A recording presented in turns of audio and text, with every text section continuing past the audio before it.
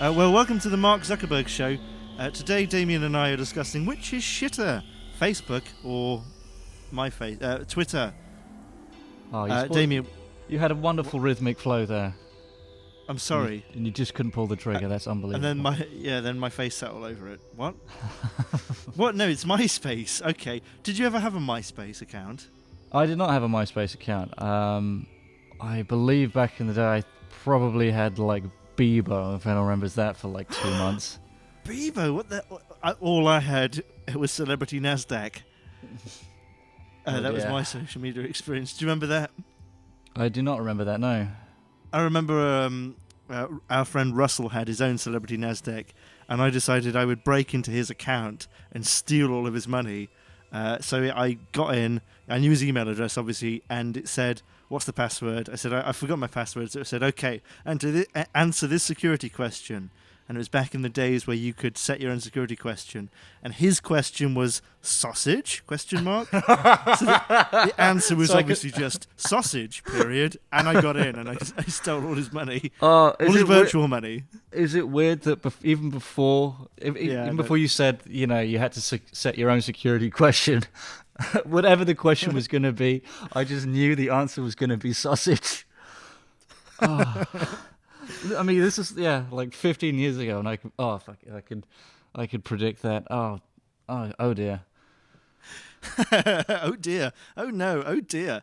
It appears that we haven't evolved as human beings at all, Damien. Oh. It appears that we're exactly the same as we were when we were 15, and we're doomed to be this. Well, yeah, I suppose so. Well, but what we can take from here is if we can isolate any of his like email addresses or any kind of like current accounts. I have every faith that the same kind of security measures will be implemented, and in fact, maybe not now, but he could have assets down the line, and I think they will be easily seized with a little bit of jiggery pokery. Not even jiggery pokery, just sausage. Just type the fucking password in. But now with two-step verification, it'll be sausage? Question mark. Sausage. Okay.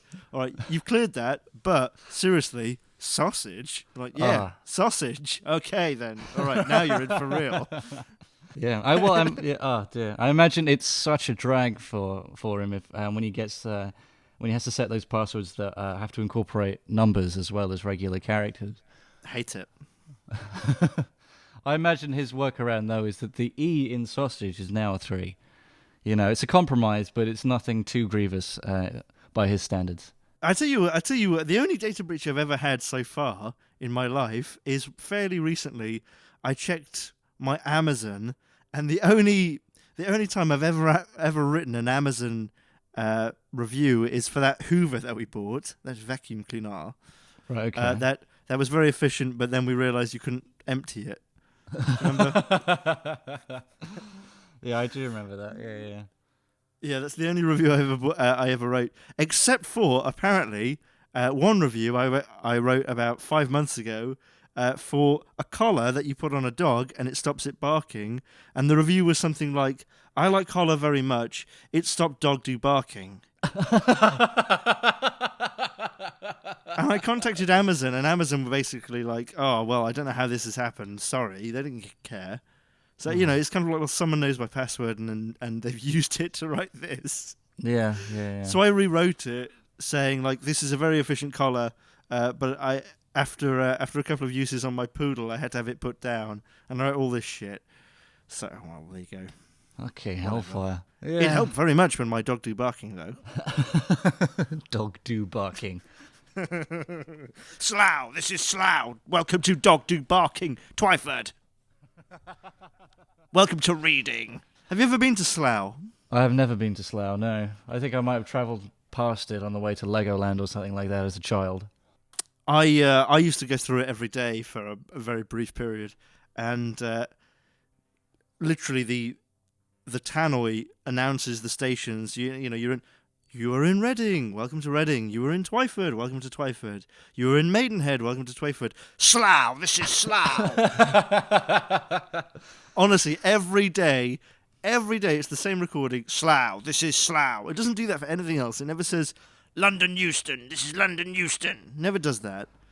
Yeah, there was one service I'd always get down. It was like the Windsor and Eton train from Waterloo, and yeah, it would go through like the announcements, and it would read every station, right? And it was always one consistent, like fairly consistent recording, right? You could it all matched, but except when the guy would, he'd read it was Richmond, this St Margaret's, and then finally it was always out of left field, and it always got me. He'd read Twickenham. With complete like surprise, like someone has just slapped it on his fucking desk with a picture of the fattest fucking cock he's ever seen. He's like, "What the fuck, Twickenham?" And I was surprised, like, yeah, do you maybe want to try another read? No, that's fine. It's absolutely fine. No one will know. Every time I got that train, I'd always have to look up. It was always incredibly fucking jarring. This is a Piccadilly line train to Cockfosters. I mean, that was always said with so much satisfaction. Yeah, you'd hear it about 20 times on a journey. Cockfosters. And I'd ride like most, when there was one job I had, and I'd have to ride like half the line. And there were some people that would get on. It would be around the kind of airport into the city, and people wouldn't bat an eyelid at first, but it would break people down as they would get into central London if they were still on the train. I would see people always crease up almost every day. It's a Cockfosters. Yeah, easily. I mean, there's one station not too far from here. It's simple and it shouldn't be inoffensive, but I always kind of laugh when I hear it, and it's Wapping. And I don't know why, but it's just like, that place must be a fucking joke. Wapping. Yeah, I know it's childish, but it just gets to me. And every time I hear it on the tunnels, every time I see the station go past, I crease up, and it's like. Now, it's all actually quite banal names for most of it, though. Wapping's a nice change, because it's usually like Bracknell Green, Sandy Crook, Green Acres, Green Fields, New Fields. So what we're saying is we should be celebrating Wapping for its uniqueness. Is that it? Before we move on, we can settle on that. Yeah, I think so, yeah. Okay, all praise. Wapping just makes me think of a place which has been landed on by an enormous Big Mac. It just sits there, not in any great peril, just a little bit moist. It's not killed anyone. It's just bread and a bit of meat. It's so huge, it's landed on all these houses, and people have had time to get out and crawl out under it and everything. Well, so Damien, I think maybe today or yesterday, there's something come out in the news where Facebook have delivered a survey to a number of users, a limited number of users, asking their opinion on indecent images of children on Facebook. Have you heard about that? No, I haven't heard about that. Oh, well, that's not helpful, Damien. So what they've done is they've just put up a survey which apparently says, do you think that images of children should be allowed on Facebook? Not allowed on Facebook? Should people posting them should be banned? In I think what is probably quite a generic survey where it's things like politics.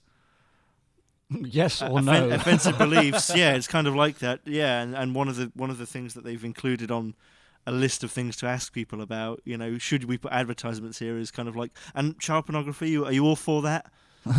They just kind of slip it into the end. You're just so used to clicking yes at this point, and accidentally slip of them out. I mean, I don't really want to give specific examples of Facebook's failings. I want to talk about both Facebook and Twitter in a broad sense. What is your sense with Facebook and Twitter in terms of their impact on society? I mean, do you think they have been as impactful as people say, or do you think it's a bit overblown? I would say, yeah. I mean, what do people regard as the impact, really? Because I would say there has been a huge impact, because it's it has changed the way that people behave. I mean, I don't know if it's when people regard impact, what they mean is like how people receive their news and their kind of presence and what have you. But if you're saying that it's changed or they've changed the way people behave, I think that's a pretty big impact. I mean, like the issue of communication, I don't think is a bad thing. But what I see, which I find quite insidious, is it seems to So I've seen people using like Facebook for like kind of nefarious means. I think. What you're Really, talking about is a little bit of low key stalking. yes. I would say more so. Yeah, kind of low to mid range stalking. Really. Okay, all right, okay. I I mean, mean, you're not, not quite coming in an envelope and sending it to them. Not no, yet. nothing quite as deviant Not as yet. that. But it's. But like kind of getting your cycle with their cycle. I would say so. They're definitely testing the waters, really, seeing what they can get away with, see how invisible they are to this person, that kind of stuff. Right. No, there's one. There's a guy that I work with. He's this very lonely dude, but he's kind of renowned for being a bit of. He talks a lot of filth. He's regarded as quite a pervy individual. I don't know if he's. Oh, you're talking about Pervy Allen? Or you're Pervy talking about Zoltan. Dirty Tony? There's loads of them, really. Oh, but Tony was dirty, wasn't he? He was fucking filthy. He was. Oh no, don't say it like that. Oh, no. yeah. What have I done? Sounds like you had him over the sofa with a crunchie up his arse covered in syrup. Oh my god, I can't. Oh. Too much information there. And it's like, yeah, Tony, I know the syrup's gross, I know the baked beans are gross, but together. I just thought we were going a bit too highbrow, so. Oh yeah, that's fine. Yeah, well, we've definitely now dispelled we're any back on the rumours of level. class. Yeah. But yeah, no, I've seen people use this as quite a horrible tool. And one of It's kind of interesting that you go straight there. I don't think that's why most people who are turned off Facebook are turned off Facebook. Yeah, what I've seen is that people that don't seem to like Facebook don't like it for what Facebook seems to feed them in terms of like news and information, rather than my stance, which is watching people and how they use it. Right. Yeah, I understand. Well, I don't know. I think there's that, but I also think a lot of people don't like Facebook because Facebook knows a lot about them. People know, well, Facebook knows who I am, it knows my age, it knows my demographics, but I don't think they understand exactly what that means. It doesn't just mean it knows who you are, where you live, maybe even what car you drive. Facebook knows stuff like who your parents are, Mm-hmm. right? It knows who your family is. Yeah. It doesn't just know like what car you drive. It knows the age of your car. It could well know how much insurance you're paying. It knows what you do. It knows what you look for on the internet. People are saying things like they've been typing things into Facebook chat, talking to each other about maybe a certain product that they're going to buy or something, and an ad will come up somewhere else, and Facebook have taken that information. They've mined that information. And a lot of it depends on how much you feed it, of course. But I think a lot of it is quite insidious and quite in the background and quite off Facebook. Yeah. Where it gets its information. That's what people don't like. I mean, I've got stung not by Facebook actually, but by I think it was just by my iPhone actually years ago. And I got this new iPhone, and it was being fed information without me really knowing. And it was I used to do this very specific walk to work and then back, and then I never told it where I worked or anything like that. But I was going through some of the information on, like, I think it was the history on maps or something to do with my contacts, but it had listed this location where I worked on the map as work. It had figured out, what time I was traveling to work, how long I was spending there, and what time I was going back. And it'd seen the same kind of pattern, I suppose, and it had made the assumption that was where I was working without me ever telling it that. And right, and obviously there is an assumption, because I guess it's kind of waiting for you to say, oh no, actually I'm just having a very, very weird affair with this man who lives there, or whatever. But the baked beans and the syrup. It made the assumption because obviously it's worked out. Well, he's not there for 2 hours every day. He's there for a shift. Yes, yeah. It's worked that out. It's worked out how long you stayed there. Yeah, when I saw that, I was absolutely fucking aghast. I mean, I was very relaxed about my how I was very relaxed about how I control my information online. I thought maybe I thought I was being a little bit too skeptical or cynical when people say, they're doing this, and this. But when I saw that, I was like, fucking hell, it really is quite as bad as people say. I mean, you were kind of reeling off examples about car insurance and stuff like that, and I feel like some of that was meant kind of hyperbolically, but it really isn't that far from the fucking truth. I mean, it really is quite as extreme as like some people really can say. It's absolutely fucking disgusting, and I suppose Right. upsetting and quite scary. I suppose. Okay. I wouldn't Well, see. I mean, that's one way to look at it, though. But I mean, people, proponents of it would say, well, it's this massive free service. You might even argue it's this massive free service, and that's how they've got to pay for it. What would put people's stumped you.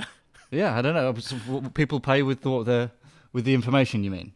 Yeah, people pay. Yes, people pay with their information. People pay with their marketing information, basically. Right. Basically, yeah. Like on YouTube, a video isn't free. There's a chance you have to watch an advert, even if it's just 5 seconds of an advert before you can watch your video. You're paying with your time. Okay. Fair. Yeah. Okay. I understand. Oh, but, still, there you go. I mean, that's the reason I started disconnecting from that stuff. Yeah, but just because they've had to monetize it, doesn't mean that it's a good thing that they have done that. I mean, I think most people, when they look at the huge list of everything Facebook could potentially know about you, that is quite a lot of information. Property size, home value, square footage of home, maybe. They might know who you voted for.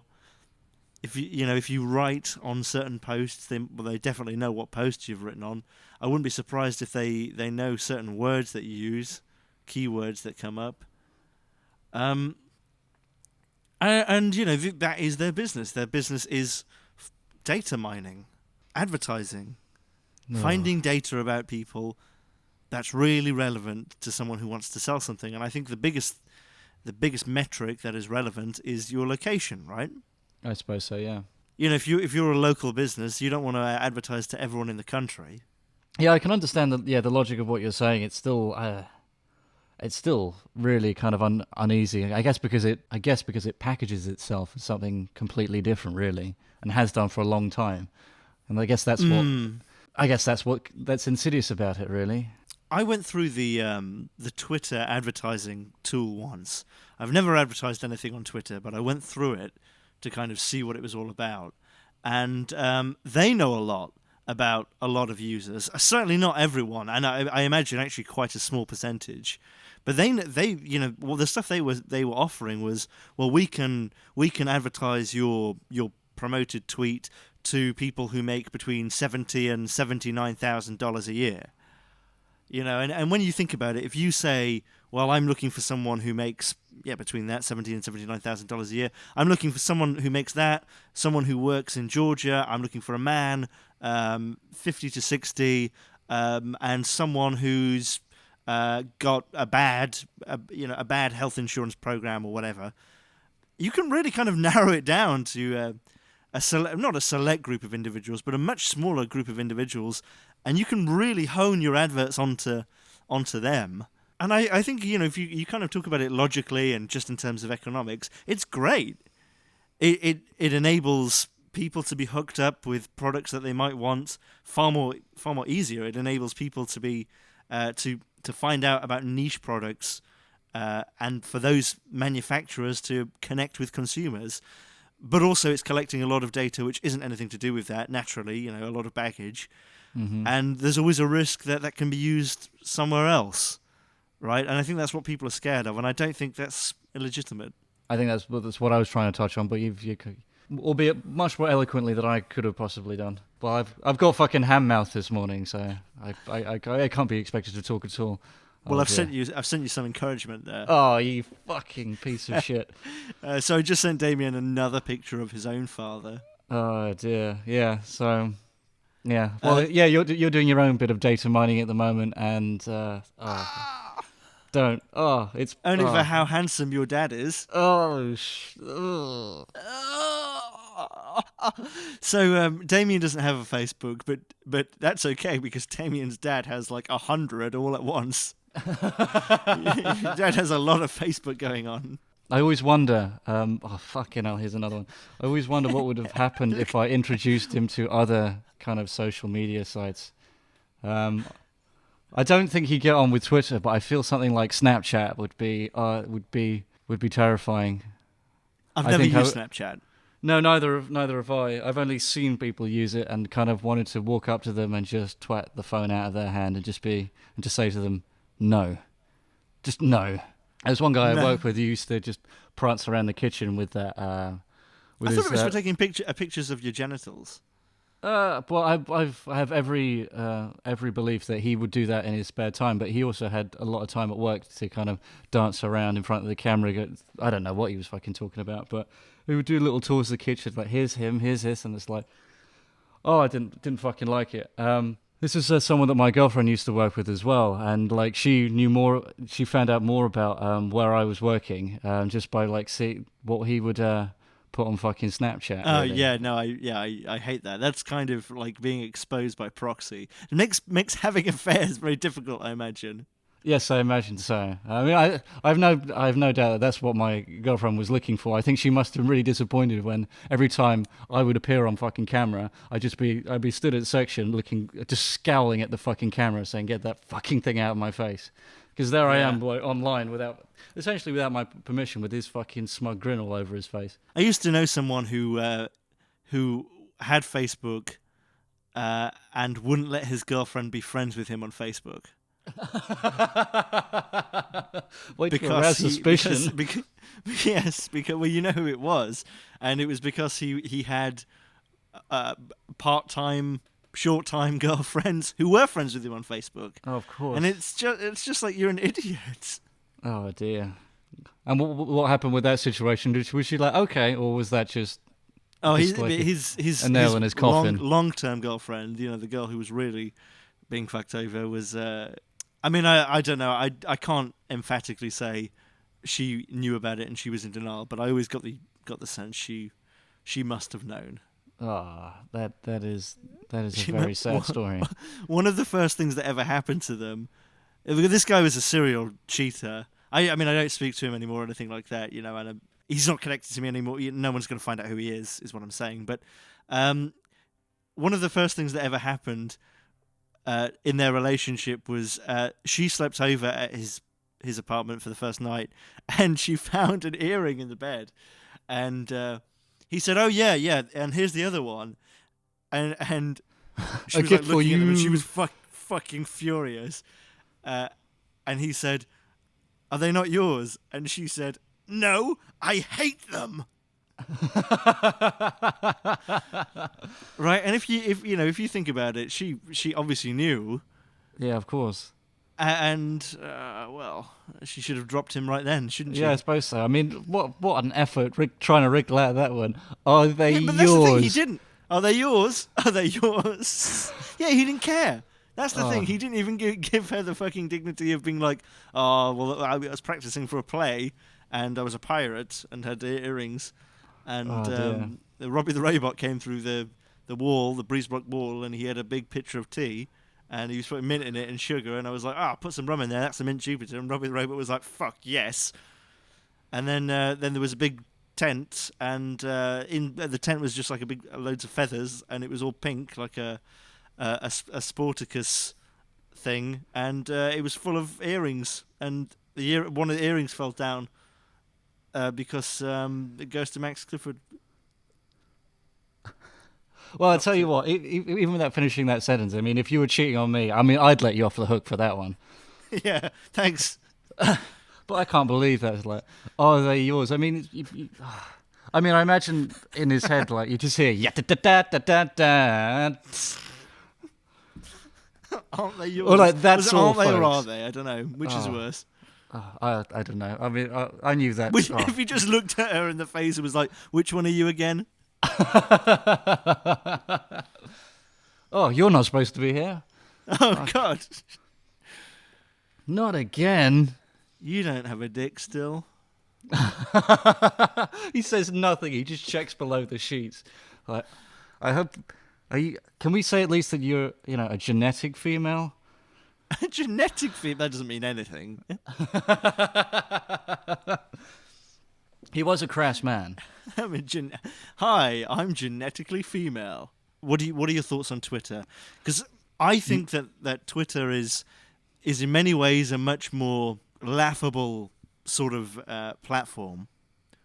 I think it's very kind of silly at times, but also I can see how it's a useful tool for information. Yeah, I know you've had a lot more experience with Twitter, but mine has been fairly limited. I tried it, I would say, the better part of a decade ago for, I'd say, probably the better part of a year, and for me, it just reminded me of a lot of. It kind of reminded me of school, basically. It's just all I would see was like a shit ton of other people's conversations, and trying to chime in on any of it just felt completely fucking redundant, and it felt completely useless. All I would there is see a lot of redundant conversation on Twitter. Yes. Yes, yeah.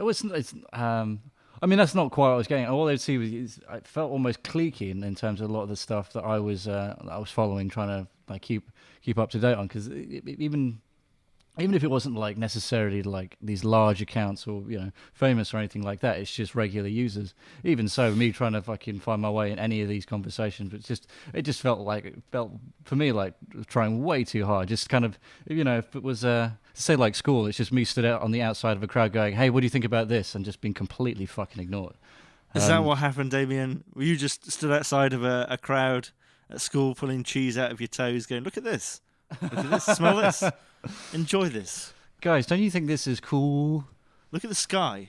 Isn't the sky fucking great? Isn't it? I have been chewing gum, forming it into cubes, and then putting them in the freezer. I have brought my collection to school.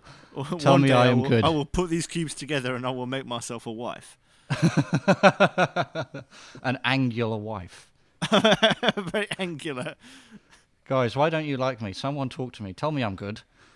I will get a Lazy Town wig and I will dye it a kind of like strawberry blonde and put it on my slightly dowdy wife and I will call it Angela Merkel. And then you don't get that, but in a few years it will be funny. I get it because it's before Angela Merkel became politically relevant in another country. Yes. I know, for me, I follow less than 200 people on Twitter, and if I'm going to be friendly to Twitter, it's a bit like a local pub in that clearly there's people in there every night who know each other very well and talk to each other, and clearly there's different groups who don't really talk to each other, but I'm the go-between or in-between, and maybe there's another one or something. Like you say, it's cliquey. Mm-hmm. It's kind of good though because it's kind of like I've had a beer with all these different people, but I've never really sat down and joined their club.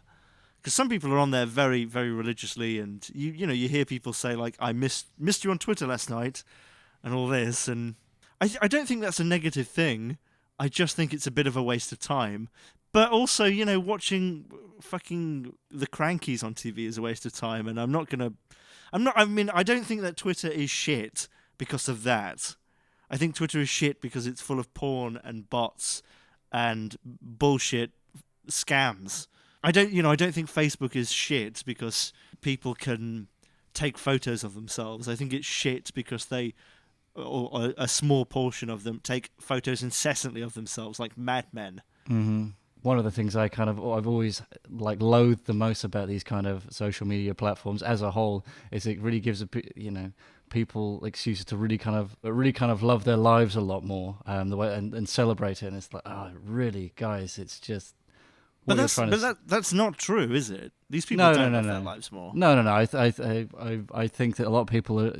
Well, what I see is people trying to kind of trump up what are very kind of banal things. I mean, like one of the earliest examples where people invariably like talk about like their whatever meals they're having and stuff like that.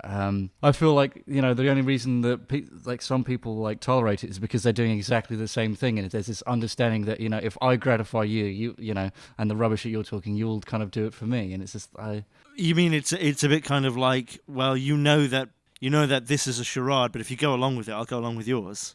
Yeah, I think so, because I'm like, I have this obviously quite a miserable outlook towards it, but I'm not the only person that I see like ranting about the same kind of stuff. Yeah, it's like why do I have to hear about this, or I have to see this fucking meal again, or this, that, and the other? And these are people that themselves use the platform quite ardently as well, doing almost exactly the same thing. So, and I imagine that the people they're complaining about, like, conversely, say the same things of them. I've heard a lot of people say this, and news sometimes say this or allude to this.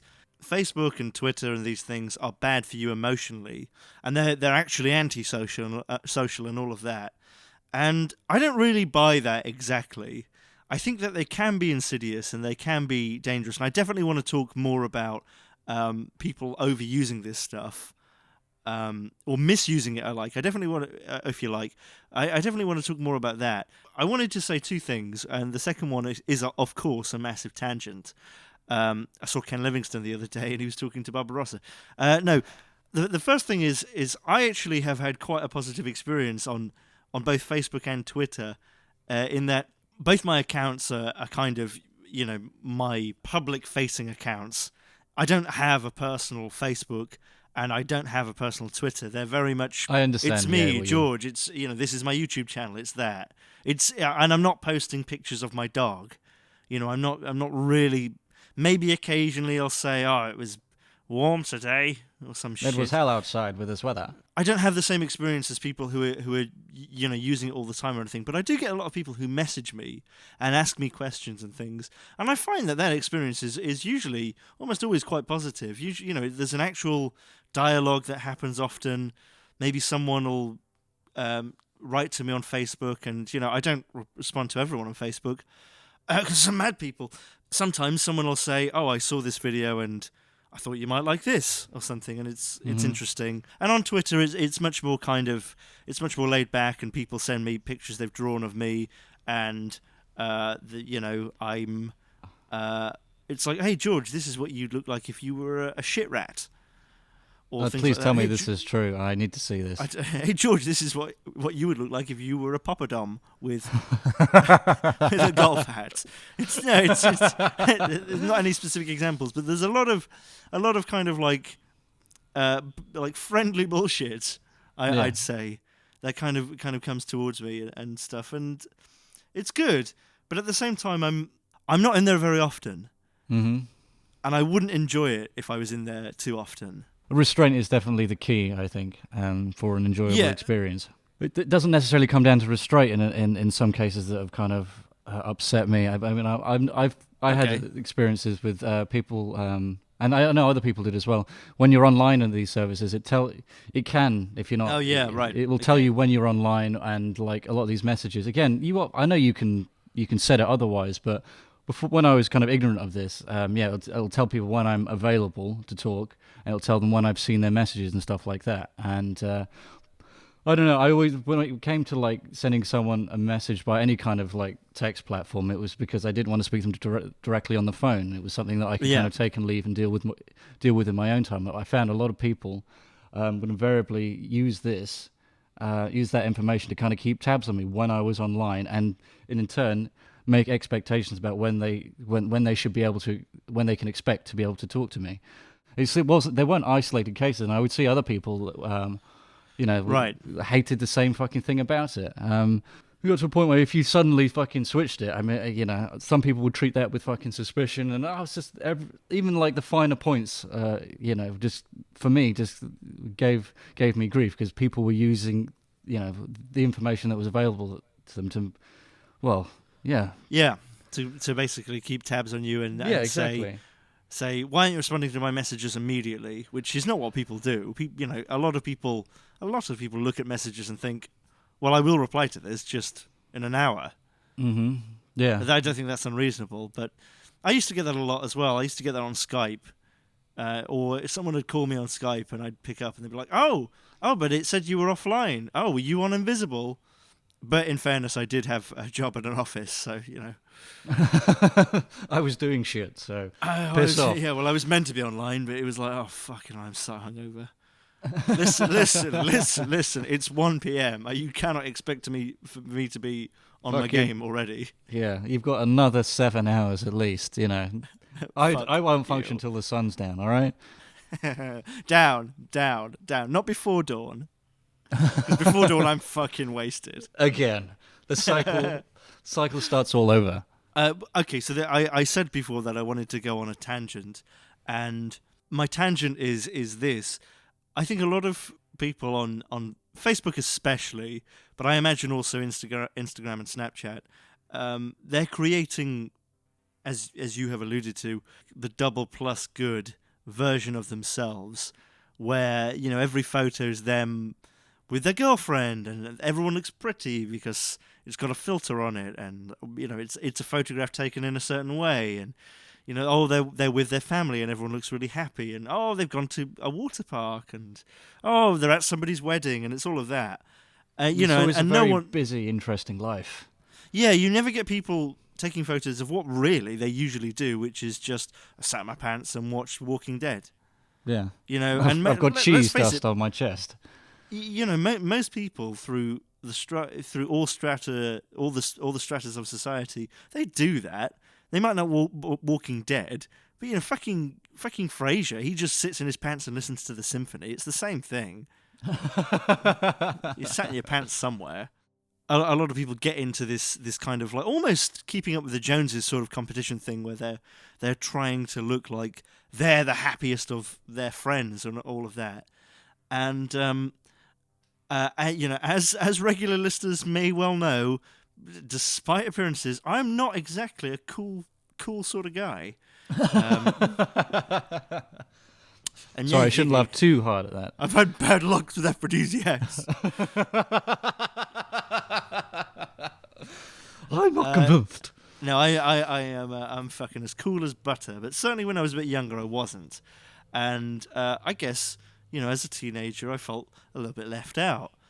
And I remember speaking to a guy who was a lot older than me. I think he must have been about 23, and I think this guy was like in his 40s, and he was kind of saying the same thing to me. He'd always felt left out of the group, and he'd never really had the sort of friends you see on TV that go on road trips together and go on all these amazing sexy adventures together and all of this.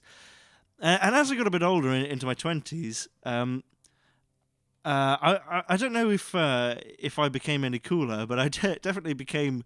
I definitely got in with people. I've been friends with people. I've been close friends with people who have money, disposable income. They're young. They've got careers. They go out every night. They've got hot girlfriends, hot boyfriends, everything like that. They're just as fucking boring, and they're just as unhappy. I wasn't sure that's where you were going to go, but nice. They are just, and let me emphasize this: they are just as fucking boring as anyone. So I think the moral of this tale is that don't worry, kids, about your life and whether or not it is in fact interesting, because you are, in all honesty, equally boring. You'll hate your life no matter what, but it's okay, because maybe not everyone hates their life, but if you were in somebody else's life, you would hate it too. You would bring that kind of venom to any situation that you could be put into. What I'm saying is everything miserable. I'm not saying that everyone in the world is unhappy. What I'm saying is most people probably are unhappy, but there are a lot of people who are happy, but no matter what you do, you can't be one of them. That's even more fucking damning. That's what I'm saying. Except your lot in life, because there will be nothing else. If you're listening to this and you're happy, then you're fine. If Yeah, you're listening please to this put and the you're not razor happy, down.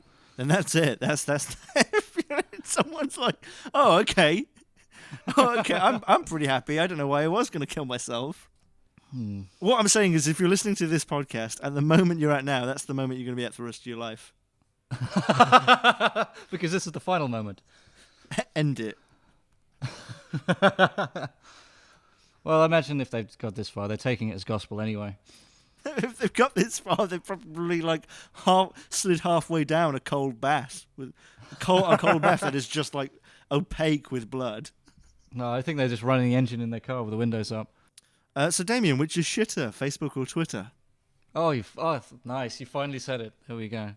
I would say Facebook. I think since we spent like 45 minutes complaining about Facebook and barely touched on Twitter. Well, okay. Well, let's talk about Twitter then. Twitter is full of porn, and even though I don't follow any porn accounts, sometimes some people who I do follow retweet someone, like a porn star or something, and it's always kind of like I'm scrolling through the Twitter timeline, and it's all geeky stuff about horror movies and things like that, and random pictures of faces of of objects that look like faces and just asinine shit, and then suddenly there's like a really fucking close-up picture of someone's vagina. As you're having your cornflakes in the morning, and it's like, guys, I just had to share this with you. I just had to rub one out when I saw it. What do you guys think? I don't get it. I don't get it. I don't get all the porn on Twitter. It's bizarre. No, it's not like it's difficult to come by online. I don't feel like it needs to necessarily be there. I mean, if I find myself in need of it, it's a button click away, really. Yeah, well, what with your bookmarks and all. Oh fuck yeah. I mean, I've got it set to come up every time I open Firefox. It's fine. Oh god, you've got it set so like your browser opens on a specific page every time. Well, there's like I've got it set to many sites. It really crunches my bandwidth as soon as I open the browser. I should really rethink this, but I just don't have the time. When I've got to blow hard and quick. Oh no. Okay. Isn't that the opening line of Moby Dick? Call me Ishmael, they do, because when I got to blow hard, I got to blow quick. Oh, I feel like we should probably disregard what I just said, but I think that's going to haunt me for a little while. Well, I'm going to blow hard and quick. I didn't need to know that. Facebook did this thing recently where they wanted you to submit pictures of your naked body so that if you ever got your personal files released, Facebook could detect that. That doesn't make sense, does it? Body recognition. No. There must be a hoax. Yeah. I was just thinking, are you just having me on? Because that sounds bullshit. Yeah. I mean, who's really instigating this? Yeah, right. Just someone emailing people saying like, "Oh, hi, I work for Facebook. Could you send me bottom shots so if they ever get out, I just logged into my emails this morning, and I've got one email from FaceyBuickHeadquarters.com, and it's asking for pictures of my snatch. It says it's for very important business. I don't see what... I mean, it looked all professional, but I was unsure about the use of the word snatch. But anyway, please find enclosed. One thing I think we could touch on is Facebook groups. Okay. But you've never been in a Facebook group, have you? Obviously not, no. The stuff that goes on in groups is just the most fucking aggravating shit. How so? Because you're in a group about something like architecture from the 1960s, or you're in a group about even just about like something as really banal as typography, and an argument will occur in the comments of something, and it will basically be, "Fuck you! You didn't vote for Trump," or shit like that, or it will descend into that at some point on the page, no matter how removed from politics or whether transsexuals should get their own bathrooms. It will always kind of go back to that, it seems. And there was someone on British TV fairly recently who used to be part of the John Major government. I can't remember the guy's name, but he said that social media was responsible for the coarsening of public discourse. Right, okay. I think that as much as the information age or the social media age has allowed people to connect, it's not necessarily informed people. I think it's enabled people to talk the same fucking bollocks, but to people across the world and on a much more organised level. Yeah. Listen, I mean, you can go online, you can find people giving real legitimate looking science explaining why the Earth is flat. And they are disseminating that amongst all these forums and everything. The internet did not bring knowledge in the way we thought it would. It's there, it's accessible, that's great, and I think social media is part of it. But it's also, it's also responsible for spreading a lot of fake news and just bad thinking. Yeah, I think so. I think it's. I wouldn't say given us an awareness of how people think and talk, but I think with any kind of formal comment section like that, particularly when you see the trolls and the vitriol and all that kind of stuff, it's one of those things where I can see people say shit like that, face to face. But one of the things about it online is that there's a record now that you can't kind of shake. Something that kind of like behavior that kind of seemed almost throwaway is now it's recorded, and you just can't ignore that this is what people can very much can be or are, There's a lot of stuff on Facebook, especially, I think, but I'm sure there are whole reams of it on Twitter, of people saying things that you kind of know they wouldn't say in real life, and they don't realize it's worse to say it online because it's going to be there forever. They kind of assume anonymity and the protection that kind of yields, and it's just weird that people choose to use with it, just to shit bitch on sometimes the most childish fucking level. Yeah, it's almost a shame to see to see people kind of use something like that for something so trivial and vile. I mean, it's a huge enabler of a certain sort of narcissism. It's, well, as we were discussing earlier, it's picture after picture after picture of my face. On most people's Facebook, isn't it? 1,929 pictures of my face. Pictures of my face, or it's like a picture of my face, a picture of my dog, a picture of my kids, a picture of a pizza that I didn't make. Well, regardless of whether you made it or not, don't take that picture of your pizza. A picture of someone's toilets for some reason. Then a picture of my face.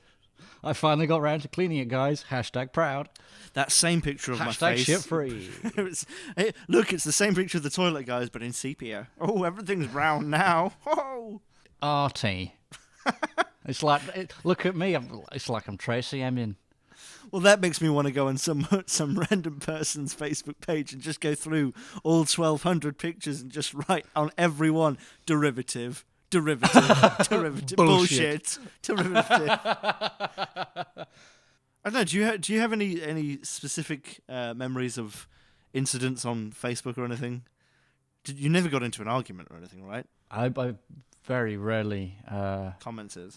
I've seen other people kind of get embroiled in bizarre scenarios using stuff like that. There was a guy, he kind of celebrated this at work, right? And everyone was kind of aghast, really. But he was on the bus once, and he just sat down next to this woman. And this guy's a bit of a desperate loser, and he just started talking to this woman. And I'm sure for her it must have been incredibly uncomfortable, right? I'm sure. Yes, I'm sure. And he's friendly enough, but he was. Yeah, but leave her alone. Yeah. But with this guy, you always kind of knew that there's one part that's just always going to try and go for it. And for whatever reason, not for whatever reason, it was blatantly obvious what he was doing. But he asked her name, right? And what's your phone name? Yeah. I mean, he must have done, because he got her full name, right? And this was a complete stranger on the bus, right? Fuck that. And he takes this to work, right? And he's telling us about it, and he's like, I learned this, and this, just like a polite conversation, this, that, and the other. And he brings out his phone, right? And he's got this picture of her, right? And it's saved in his gallery, right? So what he's done, he's got the name, he's gone onto Facebook. Oh. It's not clear whether or not he's kind of reached out and added this person, but he's definitely he's found some photos that are, in fact, public. And he has saved that onto his phone, right? So without straight into the wank bank. Yeah, pretty much. And we just couldn't explain to him why that is incessantly. That is just it's horrible. It's wretchedly fucking creepy. I think what's really creepy about it is that he didn't know it was creepy. Yeah. I mean, if you're going to be that creepy, don't tell people about it. Yeah, I guess so. But then guess the name of Damien's creepy colleague in the comments. There'll be a nice sticky bun for whoever gets the creepiest name. Courtesy of the man himself. I mean, this guy's older than me, but I do kind of wonder with people that are growing up with it now. I mean, do they have the kind of same kind of social kind of understanding and rules and stuff like that, or what? I mean, it's interesting because I remember you saying to me before you left Facebook that I was the only person you knew who didn't have Facebook. Mm-hmm. I suppose there may well be a couple of people listening to this. I hope so. Well, you and I should listen to it. So.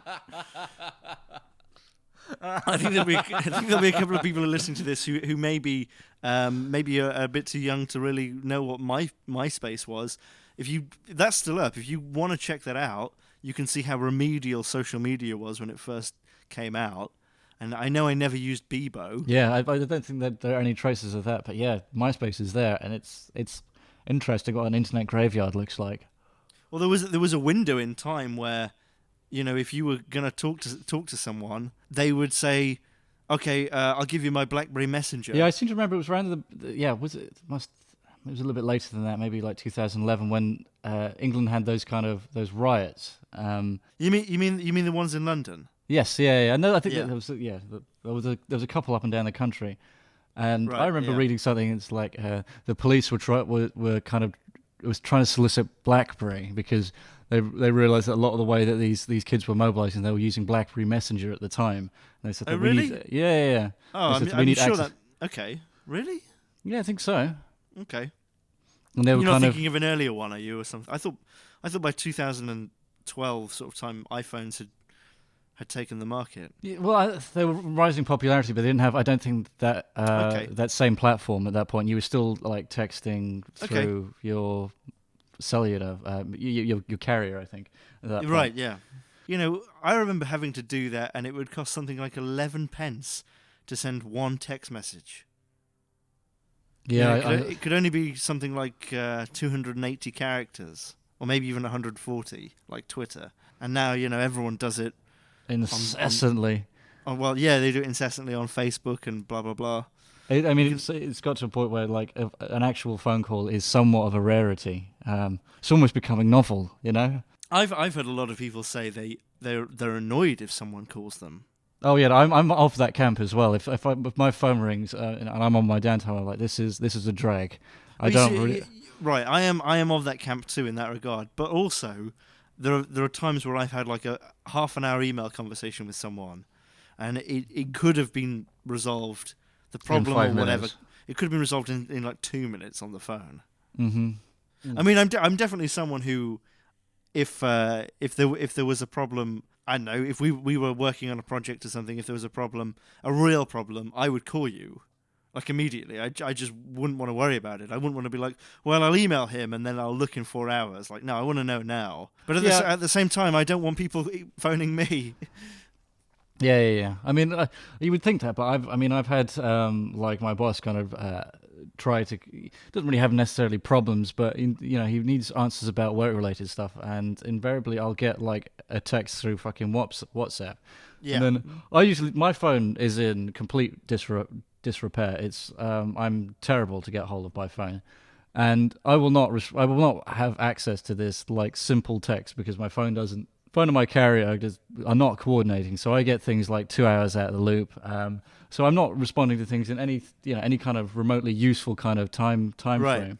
And I'm always kind of confused. Like, well, if you need this answer, I mean, I know you can kind of call directly. That's fine. And I'm always kind of baffled as to why you just don't do that. Really. Well, it was the same for me when I used to work in an office, and they would send me an email. They would send me an email at 8:30, and I would get there at 9. Oh, who am I kidding? I would get there at 10:30, and they would say, "Did you get the email?" And I'd be like, "No, what email?" "Oh yeah, we sent it at 8:30. Even we sent it at 11 at night. If you say that, I'm not going to have looked at it. I'm not. No, sorry, I'm not. I'm not the sort of person who's like just finished watching Netflix or brush my teeth, and the last thing I'm going to do is look at my email. Fuck that. Yeah. But at the same time, I always get, the impression that, well, in the time that you have mentioned the fact that I have an email, can you not simply tell me what it is you needed to tell me? Oh, but we're just bitching about electronics now, really, aren't Yeah. we? Fucking phones. I don't think it's even electronics. I think it's the idea of like having to talk to other people, really. Do you know what I hate, Damien? Existing. Which is shitter, Facebook or Twitter? Life. Life. Which is shitter, Facebook, Twitter, or life, or everything's lovely. Oh dear. I don't even have a phone. Take that. I am the proto hipster. Oh, I made a My point phone's of made living out in... of wicker, Damien. Yeah, Wicker because and I beans. use smoke signals. I just communicate to people with soy. I don't want to question how that's done. I feel like I would regret knowing the truth there. Squirting the soy. It's I think all done with taste, obviously. It's like almond or soy. Oh, I was going to kind of go for more of a sort of Morse code type thing. So it's just kind of Yeah. you're kind of really gripping your gripping Oh, gripping it kind of rhythmic in a very okay, specific rhythm. Quiet. No, enough. Like the fact that you choose soy. It's an audio medium. The fact that you seem to you settle on soy is just it's kind of baffling, but you know. Soy. Soy! Soy! Soy! Martin, you're up $1 million. But on the plus side, I knocked down the wig spear. Well, I wanted to cover the Facebook groups, just to say that these groups that also devolve into madness, they're also these weird groups which are devoted to very specific things, and some of the more popular and the more funny ones are like depression meals. There's a Facebook group for depression meals, and it's photos people have taken of disgustingly sad meals. And it's like always like half a banana on toast. So is this kind of a celebration of just stupid pictures of stupid food, or is it just people saying that my life is more shit than yours? Yeah, well, like a lot of Facebook is, it's a lot of it is a celebration of how shit people's lives are. My life is more shit than yours. Yeah, that's a good way of looking at it. I ate some peas that I put in aspic today. Stuff like that. Jesus Christ. With There's some vinegar. There's another one which talks about Jim, and Jim is a word they use for any old person who is kind of like a nice person, but they don't understand technology. And it's always kind of like someone's written something on Facebook, and they've just written on someone else's page something about, I have a wardrobe for sale, and that's it. And it's kind of like, I spotted a gym. It's that, and stuff like that's fun. It's just a waste of time, and that's not necessarily a bad thing a lot of the time. I think what I'm saying is I think that people using both Twitter and Facebook isn't that bad. It's more, I think, what makes them shit, if you want to put it like that, which obviously we do because we've named the podcast, is kind of how ruthlessly these platforms are mining data and the propensity to misuse all of this. Mm-hmm. I think if you're just a user, there's nothing wrong with that. Yeah, But also, I don't fucking trust that Mark Zuckerberg. What if the movie of Twitter versus Facebook is Jeff Goldblum running for president, and John Candy is a genie that's come out of Jeff Goldblum's urethra? So every time he's trying to like rub one out, John Candy just kind of like flies out. But he has that kind of like sort of ephemeral tail, which is always stemming from his dick, which is really unnerving for Mr. Goldblum.